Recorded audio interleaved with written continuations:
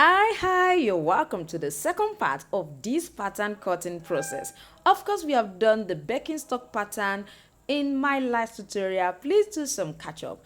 And today we are going to be going to the back pattern of this particular black sandal. Of course, we have taught on the front pattern, so we're going to be looking at the back pattern. If you're watching my channel for the first time, my name is Odurole Mojibola, and all we do is make shoemaking easy and simple. Knowing fully well that we have done this last week, of course, we are going to be jumping into the back pattern. This can actually be adjusted into different sizes of your choice. You are free to adjust by 1 centimeter to 2 centimeter depending on the size you're working with. You know what you're gonna do for me? Sit back and I'm gonna be right there. Now, for this particular back pattern, what we are going to be doing is we are going to be using a measurement of 13 centimeter by 7.5 centimeter. Now, what do I mean? I mean, I'm going to be making use of a length of 13 and then I'm going to be making use of a height of 7.5 centimeter. Now, I need you to follow me on this. I have already taught on how to create back pattern on this channel. So if you do not understand what I'm doing, you need to refer or get, to the comment section and go ahead and check this particular video to understand. So I'm just going to be folding this way. I'm going to be folding it this way. Of course, I said I'm going to be using 13, but now that I'm folding it, I'm going to be using 6.5.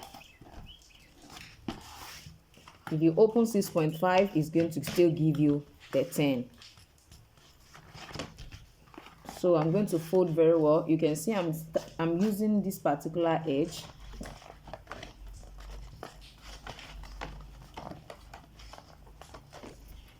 So with this now, I'm going to go ahead and take my measurement. I said I'm going to be using 6.5 right now. Since I have already folded it, by the time I open, it returns to 13.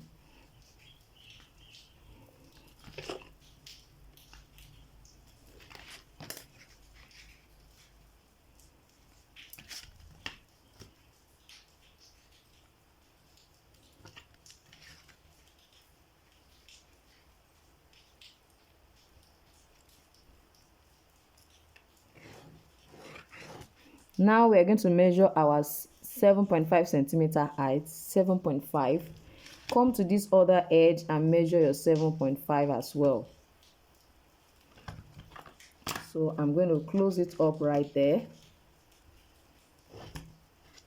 So don't forget, this height still remains 7.5, while this is actually 6.5. When I flip it open, it becomes 13, like I said. So what am I going to do now? I'm going to actually curve this side, get a round object and make that side round. All right, now that I have this place round, I'm going to extend all around by about 3 centimeter. Is actually this kind of back pattern is something you need to ensure that it's wide so that it can be beautiful. Now with this, I'm going to be using this curve for the measurement of 3. So I'm going to go around like that, till I get to this side.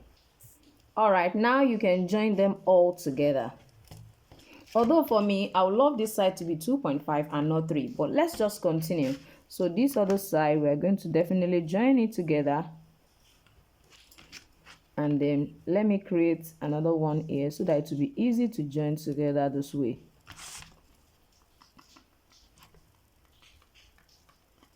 I'm sure you can see what this looks like. Now, another thing I'm going to be doing for the extension is where my cuff is touching this and touching this, I'm going to extend outward. You can see the way I place my ruler.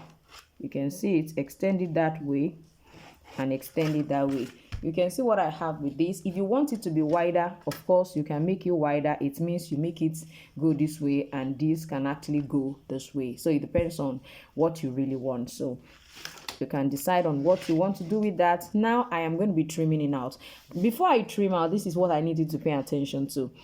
At this particular point, I need this to be round. So I'm also going to get a round object to make it round, and also make this side also round as well.